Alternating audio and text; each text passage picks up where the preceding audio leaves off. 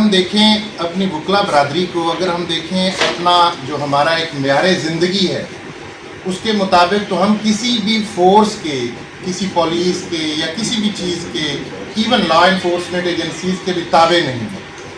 اللہ رب العزت نے ہمیں جو مقام دیا ہے، جو مرتبہ دیا ہے، میرے سمیت آپ تمام لوگ، ہم بہت ساری اپرچونٹیز چھوڑ کے ہم اس شعبے سے وابستہ ہیں۔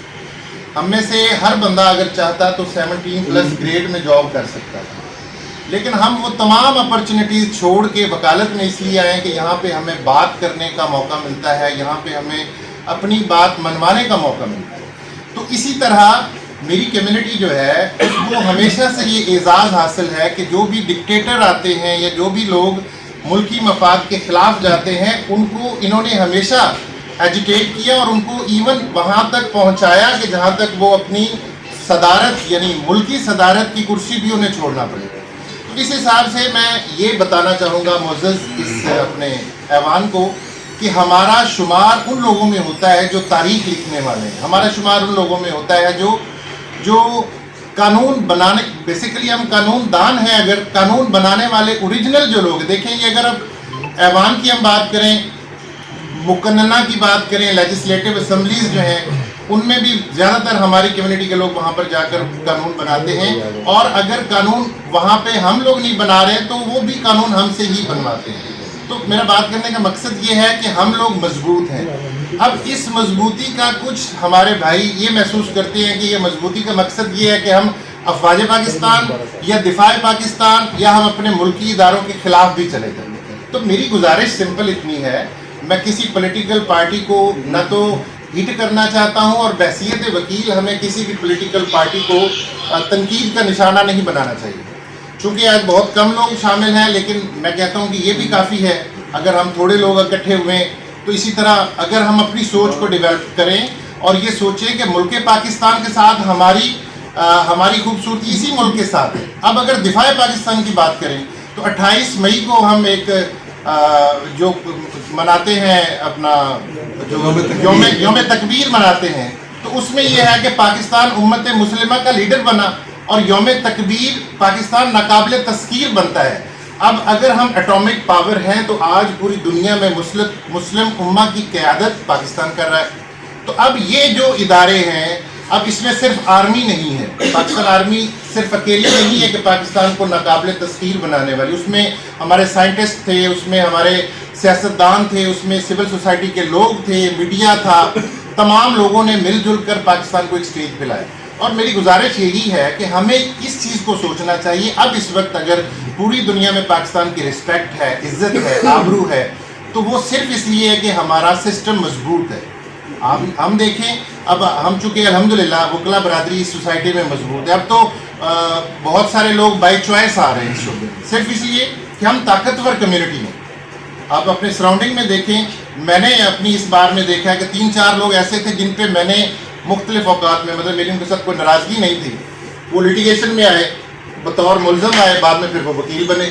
تو مطلب یہ کہ اگر ہم اپنی بار میں دیکھیں تو یہاں پہ لوگ مضبوط لوگوں کا انتخاب کر رہے ہیں۔ اب اگر پاکستان مضبوط ہے تو پوری دنیا میں پاکستان کا نام ہے۔ اب میرے جن بھائیوں کو اندازہ نہیں ہے کہ ڈیفنس سسٹم ہمارا کس حد تک مضبوط ہے، تو میں سمپل مختصر لفظوں میں یہ گزارش کروں گا کہ الحمدللہ اس وقت پاکستان ایئر فورس جو ہے وہ ٹاپ لیول پہ جا رہی ہے۔ اگر وہ ٹاپ لیول پہ نہیں جاتی تو جہاں پہ امریکہ بیٹھا ہوا ہے وسطی ایشیا میں، وہاں پر اب اس وقت پاکستان کی ایئر فورس وہاں پہ بیٹھی ہے، پاکستان کی ملٹری وہاں پہ بیٹھی ہے۔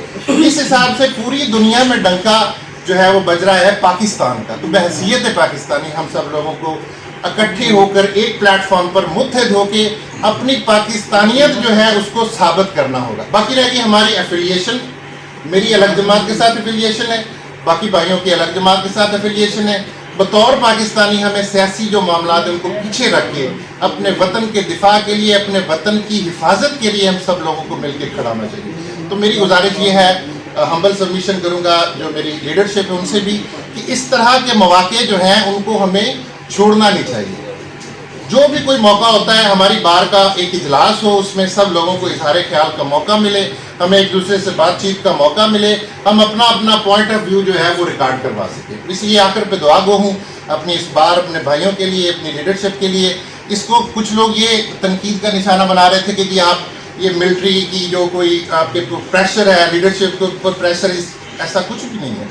ہم آزاد ہیں، ہم آزاد تھے، ہم اب بھی آزاد ہیں، ہم کسی کے تابع نہیں ہیں۔ بار ایسوسیشنز کبھی کسی کے تابع نہیں ہوتی۔ اور خوبصورت بات میرے مائنڈ میں یہ تھا کہ شاید آج کوئی باہر کے لوگ بھی آئے ہوئے ہوں گے۔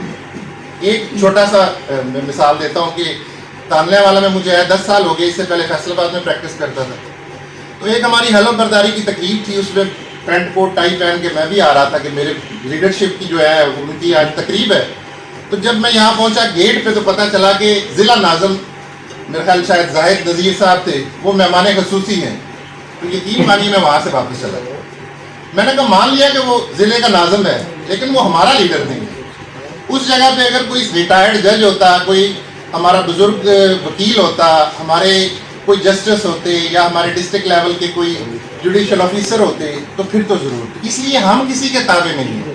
اس لیے ہمیں بحثیت مجموعی اپنے پاکستانی ہونے پہ فخر ہونا چاہیے، کیونکہ ہم پڑھے لکھے لوگ ہیں۔ اور پھر اپنے وطن کی سالمیت، خدا نہ خواستہ آج ہم بھی اگر کمزور ہوتے تو کیا ہمارا فلسطین اور باقی جو ملک ہیں افغانستان وغیرہ ان جیسا حال نہ ہوتا۔ اس لیے تھوڑا سا سوچ کے کہ ہم بحثیت مجموعی اپنے وطن کو سپورٹ کرنے کے لیے اپنا جو رول ہے وہ ادا کر سکتے۔ اس لیے گزارش ہے کہ سب لوگ اس چیز کو لے کے چلیں، انشاءاللہ اللہ رب العزت اور کامیابیاں اور ترقیاں عطا فرمائے گا۔ پاکستان زندہ باد۔